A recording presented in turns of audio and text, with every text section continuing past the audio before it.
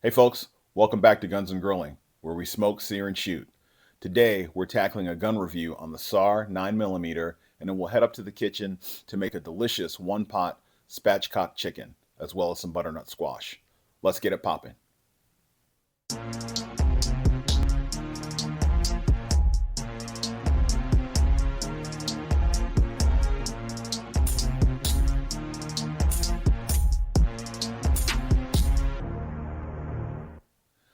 So let's do a quick overview on this SAR 9, right? So first and foremost, obviously, it's weapon safe, clear, no rounds in it. So this Gen 1 SAR 9 is a Turkish full-size striker-fired polymer frame 9mm, right? I just picked this up a few weeks ago on a PSA clearance sale, and I'd seen some pretty good reviews, so I figured, why not? Let me check it out, and let's see what it does.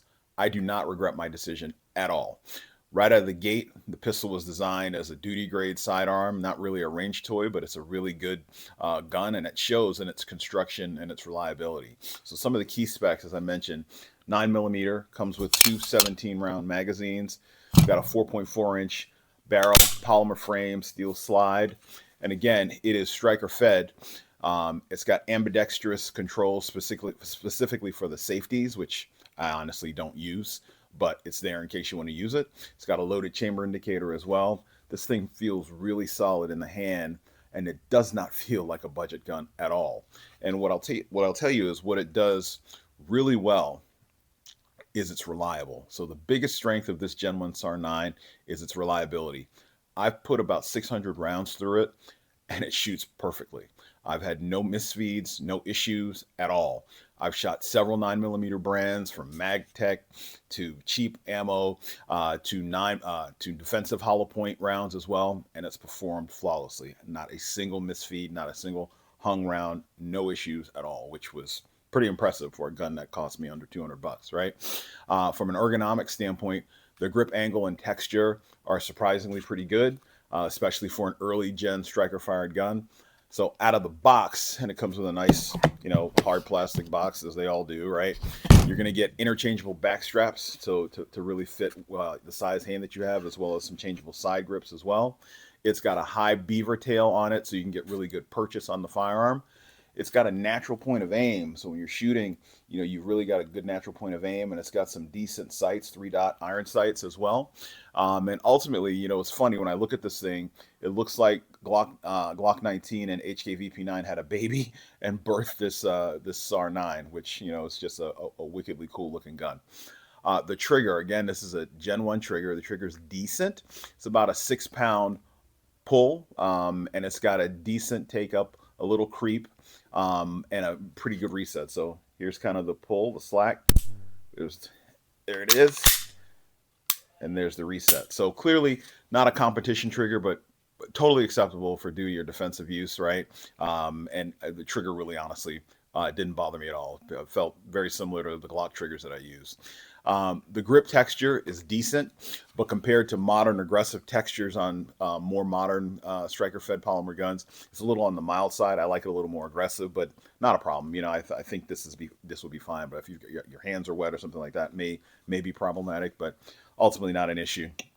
And one of the downsides when I think about this as well is the optics, right? So this is not optic ready, doesn't have a slide cut for an optic, but nonetheless, overall, it's a great fun to shoot. The iron sights are spot on. The recoil impulse, as you can see in the video up here in the inset, is extremely manageable. And ultimately, if you're looking for a budget home defense gun without a lot of the frills, I'd highly recommend it, right? So the future generations of the SAR 9, I think there's a Gen 2 and there's a Gen 3, they have lots of improvements like optic cuts, flat front triggers, enhanced grip texturing, enhanced slide cuts as well. But obviously that's going to cost you a little more for the firearm. So again, if you want something that's budget, that's reliable as hell, feels good in the hand, really easy to aim, really easy to shoot, this Gen 1 SAR 9, if you can find them, really a good deal to pick up. So ultimately, that's it. I just wanted to do a quick review and share my experience with this Gen 1 SAR 9. It's an awesome shooting gun at a great price. And so now it's time to move up to the kitchen and get started on a delicious spatchcock chicken. So I'll see you in a few. Thanks. All right, great discussion on the SAR-9. So now we're going to get into cooking. So today we're going to be doing a spatchcock chicken. And if you've never done spatchcock chicken before, there's a little video on the inside here that shows you how to actually spatchcock the bird and cut out its spine and everything. So just take a peek at that. But anyway, all we need, it's a really simple recipe. I prepped this chicken yesterday. Basically, I spatchcocked it and put some rub on it. The rubs that I use are Meat Church D's Nuts Pecan Rub and Honey Hog Barbecue from Meat Church. Just really generous amount of rub on it with a little olive oil, and then it's been sitting in the fridge overnight, and now it's ready to go. In this pot here, we're gonna cook this chicken over a bed of basically butternut squash and onions, right? And so I'll take this and I'll drop this in this 12-inch cast iron. Spread this out. And the chicken will cook on top of this, which will be fantastic. And I season these vegetables with some Danos to give it a nice flavor. And then that's it. We'll stick it onto the grill and we'll get it moving. And so here's the bird. And again, it's been spatchcocked. And we'll set this bird right on top of the vegetables and let it cook. And it'll cook and baste in its juices, and it'll be fantastic. So we'll see you outside when we put this on the grill. We'll talk about time and temperature, and then we'll go from there. See you out there.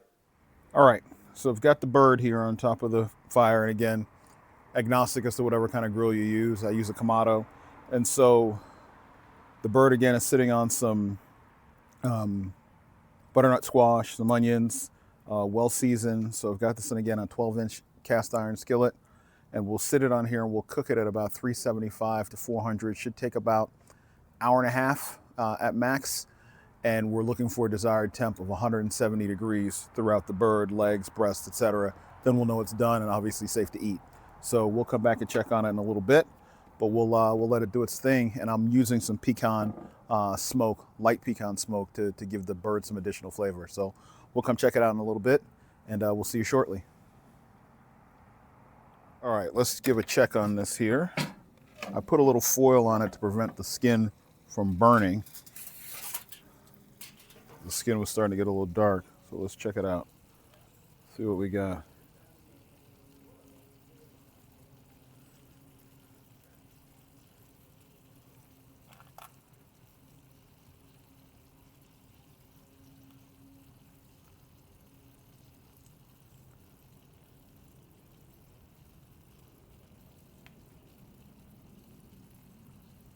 All right, we still have a little left time here. It's temping about 158, 157. So we're gonna get it. 165 is the target, but I like to get up to 170. So we'll give this a little more time, and then we'll take it off and give it a taste. See you shortly. All right, we're back. So temps perfectly. It's about 170, 171 degrees. It took about 90-ish minutes to get completely cooked. So what we're gonna do is first let's taste some of the butternut squash under here. Very hot. A little piece of onion. Let's see what that tastes like.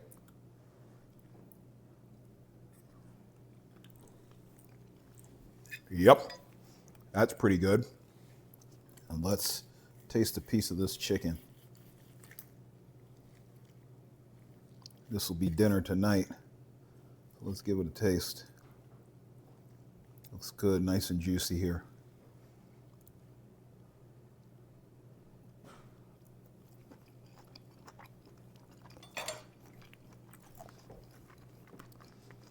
Outstanding.